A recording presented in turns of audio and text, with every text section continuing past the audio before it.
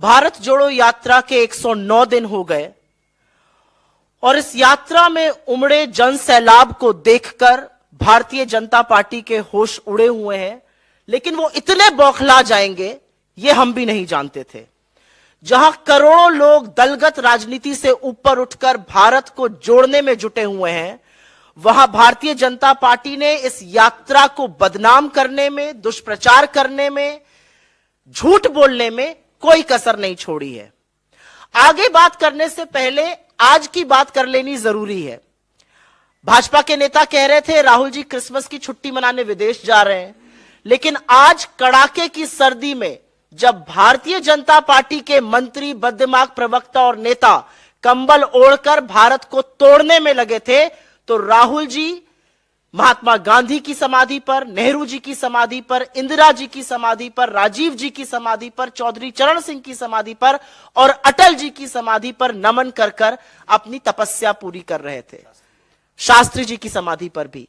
और यहां पर जयराम सर ने कुछ दिनों पहले बोला था कि इनको माफी मांगनी चाहिए ये झूठ बोलने के लिए। तो जब आज आपका झूठ फिर से रंगे हाथों पकड़ा गया है, तो क्या माफी वीर की सेना माफी मांगेगी? माफी मांगना इनकी पुरानी आदत है, दिक्कत नहीं होनी चाहिए, लेकिन बार बार झूठ बोलने की ये जो आदत है आज फिर से पकड़ी गई है और जरूर माफी मांगने का काम होना चाहिए। हम लोग थोड़ा सा सिलसिलेवार तरीके से आपको बता देना चाहते हैं कि किस तरह के और कितने झूठ बोले गए और इस झूठ बोलने को और झूठ को बढ़ाने में किस किस का हाथ था। शुरुआत होती है राहुल जी क्या पहनते हैं, क्या खाते हैं, कहां सोते हैं, कंटेनर कैसे हैं, उनके भाषणों को काट छाट कर गलत तरीके से प्रस्तुत किया गया। और यह काम भारतीय जनता पार्टी की ट्रोल आर्मी ने नहीं किया, यह काम मोदी जी के गृह मंत्री ने, उनके मंत्रियों ने, उनके प्रवक्ताओं ने, उनके आईटी सेल के इंचार्ज ने और भक्तों ने मिलकर किया। और इसमें बहुत बड़ी भूमिका, बड़े खेद और दुख के साथ कहती हूं, बहुत बड़ी भूमिका मीडिया के कुछ चंद संस्थानों ने भी निभाई, जिनको मैं नोएडा का कमांडो वॉरियर एंकरगढ़ कहती हूं। झूठ को परोसा गया, झूठ को और बढ़ाया गया, उन पर हमारी नजर है और हम आगे उनके बारे में बात करेंगे। लेकिन मुद्दे की बात यह है कि जिन सोशल मीडिया प्लेटफॉर्म्स पर यह झूठ बढ़ाया गया, उन सोशल मीडिया प्लेटफॉर्म्स ने भी इस झूठ को बेनकाब किया। अगर एक आईटी सेल के ट्वीट्स को एक प्लेटफॉर्म कहता है ये मैनिपुलेटेड है या ये आउट ऑफ कॉन्टेक्स्ट है या फैक्ट चेकर्स उसको बेनकाब करते हैं, तो ये सिर्फ उनकी बेइज्जती नहीं है, ये उस अध्यक्ष की बेइज्जती है जिन्होंने उनको अपॉइंट किया है। जब मंत्री उसको शेयर करते हैं तो ये मोदी जी का झूठ पकड़ा जाता है जिनको उन्होंने नियुक्त किया है। तो सिलसिलेवार तरीके से 9 बड़े झूठ जो बोले गए और उनका कैसे पर्दाफाश हुआ। जैसा कि आपने देखा, पहला झूठ था 5 सितारा होटल की तरह कंटेनर है। कंटेनर ऐसे हैं जहां 4 से लेके 8 और 8 नहीं कहीं कहीं 12-12 लोग एक कंटेनर में रुकते हैं। ट्रक के ऊपर बने हुए ये कंटेनर कोई ऐसी सुविधा से लैस नहीं है, और अगर ज्यादा उन सुविधाओं को उठाने का मन है तो भाजपा के कुछ लोग आए और रहे उन कंटेनरों में 4 महीने तक। गर्मी से बरसात हो गई और बरसात से कड़ाके की ठंड आ गई और आज भी यात्री उस कंटेनर में रुके हुए हैं। पहला झूठ यह था और उसका जबरदस्त पर्दाफाश हुआ। दूसरा झूठ, राहुल जी ने कन्याकुमारी में विवेकानंद जी की आराधना नहीं करी, उनका नमन नहीं करा। और इसमें राहुल गांधी ट्रोल मंत्रालय, जो सरकार को अधिकृत तौर पे बना देना चाहिए, क्योंकि उसकी एक मंत्री ऑलरेडी है स्मृति ईरानी जी, अपने मंत्रालय पर महिलाओं के खिलाफ अत्याचार हो या कुपोषण हो एक शब्द नहीं बोलती हैं। लेकिन राहुल गांधी जी को ट्रोल करना हो तो सबसे पहले लपक के आ जाती है। But the silly soul did not realise that there were pictures available, there was video available, जहां पर राहुल गांधी जी ने ना सिर्फ नमन किया विवेकानंद जी का, उनके स्मारक की परिक्रमा भी करी। तो उनका झूठ पकड़ा गया। लेकिन मैं ये जरूर बोलना चाहती हूं कि जहर उगलना राहुल गांधी के खिलाफ एक बात है, आप संविधान की शपथ लेकर एक मंत्री बनी है, आपका मंत्रालय जरूर बदलकर राहुल गांधी ट्रोल मंत्रालय बना देना चाहिए। तीसरा झूठ बोला गया, राहुल गांधी भाषण नहीं देते हैं और प्रेस कॉन्फ्रेंस नहीं करते हैं। आप में से तमामों साथी ऐसे हैं जिन्होंने पिछली 8 प्रेस कॉन्फ्रेंसेस राहुल गांधी जी की अटेंड करी है। उन्होंने तमामों जनसभाएं करी हैं, कई नुक्कड़ सभाएं करी हैं, जहां पर वो लगातार भाषण देते आए हैं और बिना टेलीप्रॉम्प्टर के भाषण दे रहे हैं। और बिना सवाल जवाब एक्सचेंज हुए जिसका मन आता है वो सवाल पूछता है, कोई सवाल पहले से नहीं आता है और लगातार सरकार को घेरने का काम कर रहे हैं। यह अलग बात है कि उनके भाषणों से सरकार की नींद गायब है। और एक बात और है, 8.5 साल से ऊपर हो गए, मोदी जी ने एक भी प्रेस वार्ता नहीं करी, बिना टेलीप्रॉम्प्टर के बोलते नहीं है, टेलीप्रॉम्प्टर फेल होता है तो मोदी जी ढेर हो जाते हैं, तो उनके लोगों को लगता है कि जैसे वो है वैसी दुनिया है, लेकिन ऐसा है नहीं। राहुल गांधी जी ने 8 प्रेस कॉन्फ्रेंसेस करी हैं, आगे भी करेंगे और लगातार भाषण देकर इस सरकार की बखिया उधेड़ रहे हैं। एक बहुत बड़ा झूठ बोला गया, यह चौथा झूठ है कि राहुल जी दक्षिण में सिर्फ चर्च गए। यह वही बोल सकता है जो ना हिंदुस्तान को समझता है, ना हमारे देश की संस्कृति को समझता है, ना दक्षिण की मान्यताओं को समझता है, ना दक्षिण के मंदिरों के बारे में जानता है। वैसे तो राहुल जी तमामों हर उस जगह गए जहां इंसान जाकर आस्था से सिर झुकाते हैं, चाहे वो मंदिर हो, गुरुद्वारा हो, दरगाह हो, मस्जिद हो या चर्च हो। लेकिन क्योंकि यह झूठ परोसा गया तो दक्षिण भारत के कुछ मंदिरों का जिक्र यहां पर करना जरूरी है। केरल का श्री नारायण गुरु समाधि शिवगिरी मठ, माता आनंदमयी का आश्रम, थुरवूर मंदिर, कर्नाटक में श्री कंठेश्वर मंदिर, सुतूर मठ, चामुंडेश्वरी देवी का मंदिर, आंध्र प्रदेश में श्री महायोगी लक्ष्मा अव्वा का मंदिर, श्री राघवेंद्र स्वामी मठ, महाराष्ट्र में गुरुद्वारा यादगारी बाबा जोरावर और फतेह सिंह जी, तख्त सचखंड श्री हजूर अचल नगर साहिब, गजानन महाराज मंदिर, मध्य प्रदेश में ओंकारेश्वर, नर्मदा का घाट और श्री महाकालेश्वर के तमाम उन मंदिरों में गए जहां हम और आप जैसे लोग जाते हैं और आस्था से इस देश की सुख और समृद्धि की कामना करते हैं। लेकिन ट्रोल आर्मी को, आईटी सेल को, भाजपा के मंत्रियों को और बददिमाग प्रवक्ताओं को, क्योंकि यह देश समझ में नहीं आता, यहां की संस्कृति समझ में, क्योंकि यह देश समझ में नहीं आता, यहां की संस्कृति समझ में नहीं आती, वो नहीं जानते कि ईश्वर का वास तो कण कण में है। 5वां बड़ा झूठ परोसा गया कि भारत जोड़ो यात्रा में पाकिस्तान जिंदाबाद के नारे लगे। क्योंकि मंदिरों से दाल गली नहीं तो चिर परिचित स्क्रिप्ट आ गई पाकिस्तान की, वो झूठ भी पर्दाफाश हुआ। हमने एफआईआर भी करी उन लोगों के खिलाफ, क्योंकि यह बताना जरूरी था कि कांग्रेस जिंदाबाद को तोड़ मरोड़ कर आईटी सेल ने पाकिस्तान जिंदाबाद बनाकर प्रस्तुत किया था। छठा झूठ, और यह बहुत बड़ा झूठ था और यह आप सब लोग जानते और समझते हैं, कि राहुल गांधी जी ने नर्मदा मां के तट पर उल्टी आरती करी। अगर बेचारे ट्रोल आर्मी, आईटी सेल के हेड, ये मंत्री 7वीं कक्षा में जाकर थोड़ा पढ़ लेते स्कूल में तो लैटरल इन्वर्जन समझ जाते। जब आप आरती ऐसे करते हैं जो सही तरीका है करने का, तो वो कैमरे पर हमेशा उल्टी ही दिखती है, क्योंकि पी कैमरे पर 9 दिखता है। ये लैटरल इन्वर्जन होता है। लेकिन इस पर भी ये नहीं टिके, ये तब चुप हुए जब मोदी जी के तमामों वीडियो सामने आ गए और महामानव भी उल्टी आरती करते नजर आ रहे थे। आरती तो दोनों लोग सीधी कर रहे थे, लेकिन जब महामानव का चित्र सामने आया तो पूरी की पूरी ट्रोल आर्मी उसके बाद चुप हो गई। तो कहने की बात यह कि आप ट्रोल करने राहुल गांधी जी को जाते हैं, बखिया आप मोदी जी की उधेड़ लेते हैं, पता नहीं किसकी सुपारी लेके कौन काम कर रहा है यहां पर।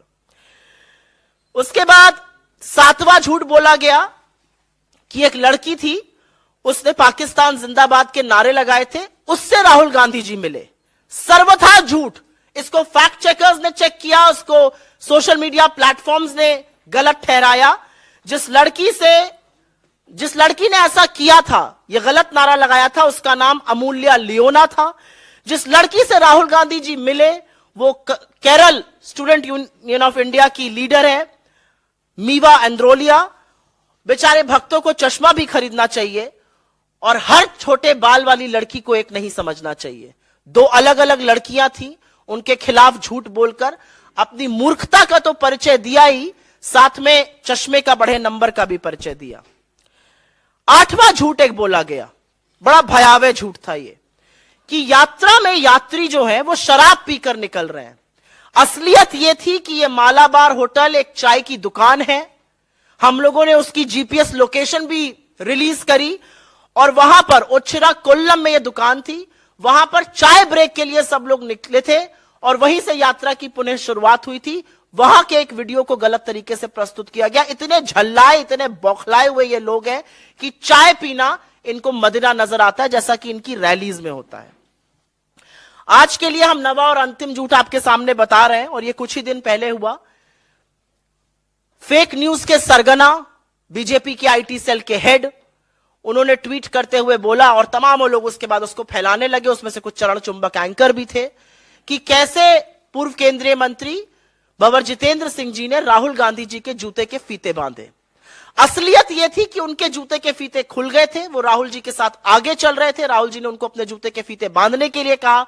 अगर वो रुकते तो कारवां और बढ़ जाता, और पीछे से काफी भीड़ आती है, तो राहुल गांधी जी खुद रुक गए। वो आए बीच में, उन्होंने अपने जूते का फीता बांधा, और इस पर उन्होंने वीडियो भी रिलीज किया और स्पष्टीकरण भी दिया। लेकिन बेचारे लोग लगे रहे, और कब तक लगे रहे? क्योंकि विडंबना ऐसी थी कि राहुल गांधी जी जो जूता पहनते हैं, और हां, मैंने वो वीडियो रिलीज किया, मैंने वो पिक्चर रिलीज करी, जो राहुल गांधी जी वीडियो पहनते हैं वो लेस लॉक्ड है, उसमें लेस बांधनी ही नहीं पड़ती है। लेकिन बेचारे ट्रोल, बार बार इनका झूठ पकड़ा जाता है। इनका एक ही काम है झूठ बोलना, लेकिन बार बार फजीहत होती है।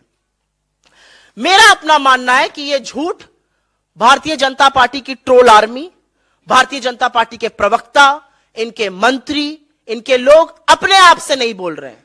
इनकी नियुक्ति या तो मोदी जी ने करी है या नड्डा जी ने करी है, और इसीलिए the buck on all of these lies stops with them. उनके दरवाजे पर आकर ये सारे झूठ रुक जाते हैं। ये झूठ और दुष्प्रचार का काम उन्हीं लोगों ने किया है। हम ये जानते थे कि लोगों को भारत जोड़ता देखकर तानाशाह परेशान जरूर होगा, लेकिन माफी वीरों के इन झूठों को झूठ का पुलिंदा बनाते देखकर शायद थोड़ा सा तरस भी आता है। और जैसा कि मैंने कहा, कुछ नामी गिरामी न्यूज एंकर इस झूठ को बढ़ाने का काम करते हैं। जब बताओ तो डिलीट कर देते हैं, माफी मांगते हैं पीछे से, शायद सार्वजनिक रूप से आप लोगों को नहीं दिखाते होंगे, डीएम मैसेजेस कर और एसएमएस करके माफी मांगते हैं। लेकिन अपना जमीर बेचकर पत्रकारिता का जो आप स्वांग रच रहे हैं वो बंद कर दीजिए, क्योंकि आप किसकी गोदी में बैठे हैं वो आपकी हर एक ट्वीट, आपके हर एक फेसबुक पोस्ट, आपकी हर एक लाइक से जरूर पता चल जाता है। राहुल जी एक बात बिल्कुल सही कहते हैं, और इस पर मैं 100% सहमत हूं कि बीजेपी का काम है छवि खराब करना, लेकिन बेचारे ये काम भी ठीक से नहीं कर पा रहे हैं, बार बार पकड़ लिए जाते हैं। कांग्रेस के खिलाफ दुष्प्रचार करने में मोदी जी ने अपने तमाम और ट्रोल आर्मी, बेतहाशा पैसा, मीडिया के अधिकांश एंकरगण को खड़ा कर दिया है। लेकिन जब भारत जुड़ने पर आ गया है तो ये कुछ नहीं कर पा रहे हैं। इनका झूठ बार बार पकड़ा जा रहा है, और एक आदमी अपनी तपस्या को करते हुए, अजनबियों को गले लगाते हुए, आंसू पोंछते हुए, लोगों को हौसला जताते हुए, उनके टूटे सपनों को बिखरे हुए सपनों को जोड़ते हुए आगे बढ़ता जा रहा है, और यह देश जुड़ता जा रहा है। और यही हमारी जीत है।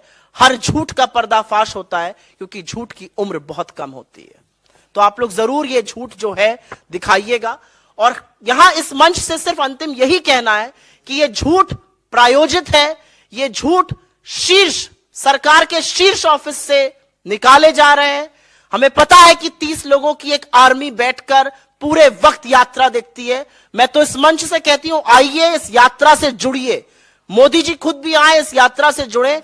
जो प्रेम और मोहब्बत और जो जज्बा देखने को मिलता है, उससे आपके अंदर की नफरत बदल जाएगी और आप एक बेहतर इंसान बन जाएंगे। नहीं, ट्रोल करने वाले खैर भाजपा की आईटी सेल है और आपकी कम्युनिटी के एंकर्स हैं, जो पत्रकारिता का पहला मूल मंत्र भूल चुके हैं कि आपको बायस्ड नहीं होना है। छोड़िए उस बात को। एक बुजुर्ग व्यक्ति आए थे राहुल जी के साथ, वो तस्वीर लेना चाह रहे थे, और बार बार जो सेल्फी लेने वाला व्यक्ति था उनके सामने कैमरा कर रहा था। आप वीडियो की स्पीड को जब बढ़ा देते हैं तो लगता है हाथ झटक रहा है। ओरिजिनल वीडियो में वो उसका हाथ नीचे ही कर रहे हैं, जैसा हम लोग कई बार सार्वजनिक जीवन में करते हैं। ये कोई मुद्दा ही नहीं है। मैं पहले तो इस बात का जवाब दे दूं कि जब राहुल गांधी जी या कांग्रेस पार्टी संस्थागत रूप से कुछ करती है तो वही पार्टी की विचारधारा है और वही पार्टी का स्टैंड है। किसी ने किसी सोशल मीडिया प्लेटफॉर्म पर क्या कहा, जो कि अब डिलीट भी हो चुका है मेरी जानकारी के अनुसार, मुझे नहीं लगता वो चीज मायने रखती है। और आप एप्पल्स टू ऑरेंजेस कंपेयर करिए। कहां राहुल जी अगर एक स्टैंड लेके खड़े और किसी ने कोई ट्वीट किया, वो उनका व्यक्तिगत मत हो सकता है, लेकिन मुझे नहीं लगता वो पार्टी का किसी भी तरह से स्टैंड है। आप सब लोगों ने सवाल पूछा कि अटल जी की समाधि वो क्यों गए। मुझे लगता है कि वो अटल जी की समाधि भी गए, वो चौधरी चरण सिंह जी की समाधि भी गए, वो शास्त्री जी की समाधि भी गए, महात्मा की समाधि भी गए, नेहरू जी की भी समाधि गए, इंदिरा जी पर भी गए और राजीव जी पर भी गए। शास्त्री जी का मैंने बोला, मेरा अपना मानना है कि राहुल गांधी एक तपस्या पर निकले, और वो कहते हैं ये कि मैं एक तपस्या पर निकला हूं, मेरे लिए भारत जोड़ो यात्रा एक तपस्या के स्वरूप है। और जब आप तपस्या करते हैं तो आप सबको जोड़कर चलने की कोशिश करते हैं। हमारा अपना मानना है कि भारतीय जनता पार्टी के लोग भी अगर यात्रा में शामिल होना चाहें, जो पहले हाथ बांध के दफ्तरों के ऊपर खड़े रहते थे और अब अभिवादन करते हैं हाथ जोड़कर जब हमारी यात्रा उनके दफ्तरों के बाहर से निकलती है, ये बदलते भारत का स्वरूप है। अटल जी की जहां तक बात है, हर व्यक्ति का इस देश को बनाने में कंट्रीब्यूशन है, और जब राहुल जी वहां जाते हैं तो वो एक ऐसे व्यक्ति की समाधि पर गए जिन्होंने 2002 में गुजरात के मुख्यमंत्री को और आज के प्रधानमंत्री को राजधर्म की शिक्षा दी थी। और मुझे ऐसा लगता है कि राहुल गांधी जी को अटल जी की समाधि पर देखकर आज के प्रधानमंत्री को अपना राजधर्म जरूर याद आना चाहिए और उनको उसका पालन करना चाहिए जो अटल जी उनको कभी सिखाना चाहते थे। राजनीति बड़े मन से की जाती है और वही काम राहुल गांधी जी ने किया आज। इस लोकतंत्र में हर विचारधारा समावेशित होती है। लोकतंत्र सिर्फ कांग्रेस है, हम ये बिल्कुल नहीं मांगते। हम नहीं सोचते कि भाजपा मुक्त देश हो जाना चाहिए। हमारा अपना मानना है कि हर विचारधारा की अपनी जगह है, लेकिन अगर विचारधारा का यह विषाक्त रूप जो आज देखने को मिल रहा है, विचारधारा के नाम पर अगर एक पर्टिकुलर कम्युनिटी को, शोषित वंचित समाज को अगर आप टारगेट करेंगे, उनको मारेंगे, उनको पीटेंगे, तो जरूर हम उसके खिलाफ बोलेंगे। मुझे नहीं लगता कि अटल जी की सरकार में अगर अटल जी प्रधानमंत्री थे और उन्होंने अपने मुख्यमंत्री से कहा राजधर्म का पालन करो, तो जिस विचारधारा का उल्लेख आप कर रहे हैं उन्होंने वो नहीं किया था। वो संविधान के साथ खड़े थे और संविधान में सबके हितों की बात कर रहे थे। And what does he have to say about our victory in Himachal? Does that not change the political picture in this country? What does he have to say the hands down victory of the Congress party in the गढ़ में घुसकर हराया है नागपुर में हमने Bharatiya Janata party को, उसके बारे में वो क्या कहेंगे? The message in Gujarat is very wide and clear that there is a team B and 5 MLAs were almost willing to jump ship, but it would have reflected very badly on both team A and team B, and which is why they were stopped. Let us not read too much into one verdict and not the other. If Gujarat was a reflection of that, then what is Himachal a reflection of? Somebody should turn around and ask the Home Minister these questions. देखिए, आपने अभी तक देखा होगा कि तमामों वो लोग दलगत राजनीति से ऊपर उठकर भारत जोड़ो यात्रा के साथ जुड़ रहे हैं। उसमें राजनीतिक लोग भी हैं, उसमें समाज सेविकाएं भी हैं, समाज सेवक भी हैं, उसमें किसान हैं, उसमें मजदूर हैं, उसमें डॉक्टर्स हैं, उसमें आशा आंगनवाड़ी के लोग हैं। तमाम ऐसे लोग हैं जो दलगत राजनीति से ऊपर उठकर भारत जोड़ो यात्रा के साथ जुड़ रहे हैं, क्योंकि उनको लगता है कि आज देश को जोड़कर रखने की जरूरत है। अगर बिखर गया तो बड़ी मुश्किल हो जाएगी समेटने में, और ऐसे में हर योद्धा का स्वागत है। मुझे नहीं पता आप लोगों ने नोटिस किया कि नहीं किया, लेकिन 24 तारीख को जब दिल्ली में यात्रा चल रही थी तो डीएमके के, शिवसेना के तमामों सांसद यात्रा में आके चले थे। वो भीड़ और वो जनसैलाब इतना बड़ा था कि शायद आप लोग इतना नोटिस ना कर पाए हो, लेकिन तमामों दलगत राजनीति से ऊपर उठकर लोग इससे जुड़ रहे हैं। तो यहां पर हर योद्धा का स्वागत है। हर योद्धा जो इस देश को जोड़कर रखना चाहता है, जो बुनियादी तौर पर इस देश की संस्कृति को, इस देश की मान्यताओं को समझता है, वो इस यात्रा से जरूर जुड़ेगा। मेरा तो अपना मानना है कि इस यात्रा में मोदी जी को स्वयं आना चाहिए। आएंगे, चलेंगे, जज्बा और मोहब्बत देखेंगे लोगों की, तो अंदर की नफरत भी खत्म होगी और इस देश को थोड़ा समझेंगे भी। फिर शायद टेलीप्रॉम्प्टर लगाने की जरूरत ना पड़े। थैंक यू, बहुत बहुत धन्यवाद आप लोगों का। देश व प्रदेश की खबरों को सबसे पहले देखने के लिए हरियाणा वरदान चैनल को सब्सक्राइब करें, लाइक करें व शेयर करें।